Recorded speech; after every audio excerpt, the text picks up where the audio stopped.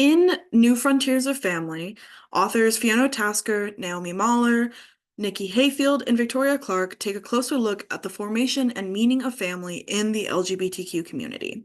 By challenging the existing framework, they're able to explore and identify the boundaries surrounding the idea of family in the LGBTQ community in the United Kingdom. In this article summary, I'm going to discuss some of the key terms they use in the article, then discuss how they conducted their studies, and finally look at the findings and conclusions of those findings. So, some of the key terms that they use in this study include an acronym called LGBTQ.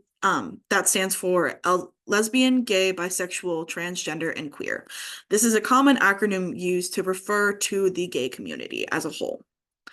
The next term I'm going to discuss is something called the SNAF model. It's also an acronym. It stands for Standard North American Family Model. This is the dominant ideological model of family in the United States and Europe. It consists of a mother and a father. The father is the main breadwinner of the family with a full paid time employment, and the mother is a stay-at-home mom who takes care of the kids and the home. This was written and published in 1993 by someone named D. Smith. Finally, the last term I want to discuss is the term heterosexual or heteronormative. In this article, those terms are kind of used interchangeably, which is odd. So heterosexual stands for people who are exclusively attracted to people of the opposite sex. And then heteronormative is a worldview that promotes heterosexuality as the norm or as the preferred sexual orientation.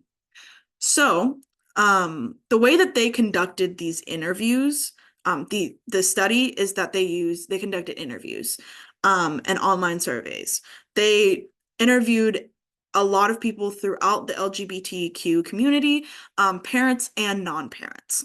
And they discussed topics such as the UK equal rights legislation that has been occurring, parenthood, children, identity, and animal companionship, as well as adoption and co-parenting.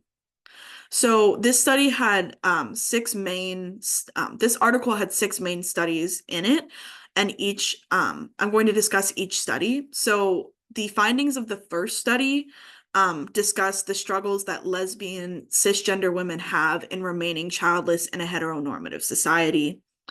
The second study looks at the motivations of LGBTQ plus parents to adopt, and it says that those motivations include personal motivations like their own desires to have children, and then altruistic motivations, emphasizing the needs of children in the adoption system in the UK.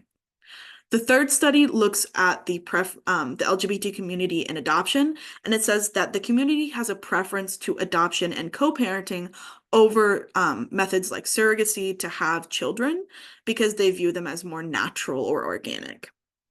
The fourth study looks at LGBTQ plus parents, but their portrayal in media, and they say that there's a huge impact on LGBTQ parents in a heteronormative media. They specifically cite the use of a gay couple in Modern Family. The fifth study looks at something called animal companionship, and it says that there's a deep connection between animal companions and the feelings of safety and control in the LGBTQ community, but specifically in people whose histories include experiences of past abuse by other humans. And finally, the last study discusses bisexual parenthood, and it says that there are deep struggles in a bisexual parental identity in this heteronormative society, but also in the community because there is struggles with viewing bisexuals as queer and as gay in the community.